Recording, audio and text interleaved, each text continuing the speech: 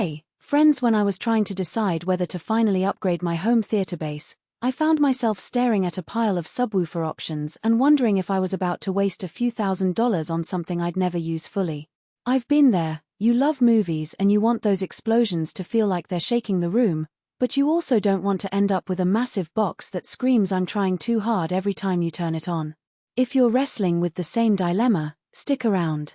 I'm going to walk through the SVS SB3000R Evolution Black Ash pair, and I'll point out exactly who will get the most bang for their buck and who should probably look elsewhere. Link is in the description if you want to check the product details on Amazon. First off, the biggest question people ask about a sub like this is, do I actually need 1200 watts of continuous power?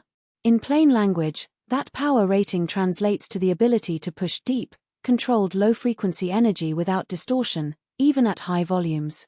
For a typical living room setup with a 5.1 or 7.1 system, you'll notice the difference most when watching action movies or listening to bass-heavy music. The SB3000's 13-inch long-throw driver is designed to move a lot of air, and the overhung motor coil helps keep the cone stable at high excursion. In practice, what that means is you'll feel the rumble of a T-Rex roar in a Jurassic Park scene, or the thump of a kick drum in a club track, without the compression you sometimes hear on cheaper subs. Now, let's talk about the practical side of owning two of these. The R Evolution series comes in a sleek black ash finish that blends nicely with both dark and light furniture, so you don't feel like you've added an industrial piece to your decor. The size is definitely something to consider. Each cabinet is roughly the height of a tall bookshelf and the width of a standard speaker. If you have a modestly sized media room, you'll need to carve out space for them, typically in the front corners, which is the optimal placement for even bass response. I tried placing them in the front left and right corners of my 12-foot by 15-foot room, and the integration with my main speakers was surprisingly seamless. The room filled with low frequencies, but there was no audible booming that often plagues oversized subs. The key was using SVS's Room EQ Wizard during setup, which tailors the output to your specific space. Who should buy this? If you're an enthusiast who already has a solid front stage speaker lineup, say, a pair of high-end floor standers or bookshelf speakers, and you want to elevate the low end without compromising dynamics, the SB3000 pair is a logical step. They also shine in larger spaces, like an open-plan living area or a dedicated home theater where you can afford the footprint.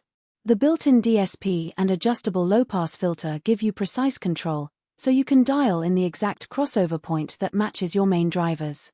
People who love streaming high-resolution audio, such as Dolby Atmos or DTS-X, will appreciate that the subs can keep up with the demanding low-frequency content these formats throw at you.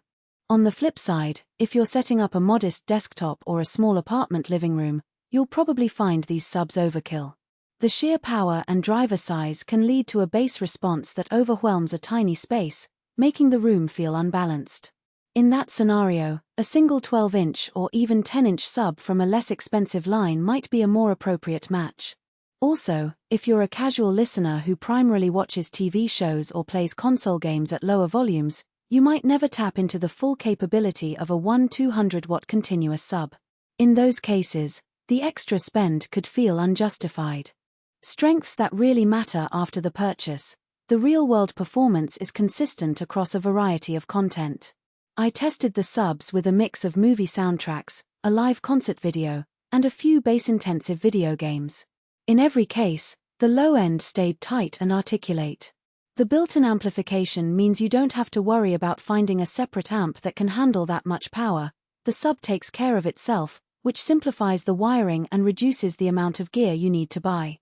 Another practical advantage is the front-firing port. SVS designed it so the low frequencies radiate outward efficiently, which can make placement a little more forgiving. Even when I moved one sub a foot away from the wall, the drop in SPL was less than you'd expect from a similar-sized sub with a rear-firing port. Weaknesses are few but worth noting. The biggest trade-off is the size and weight.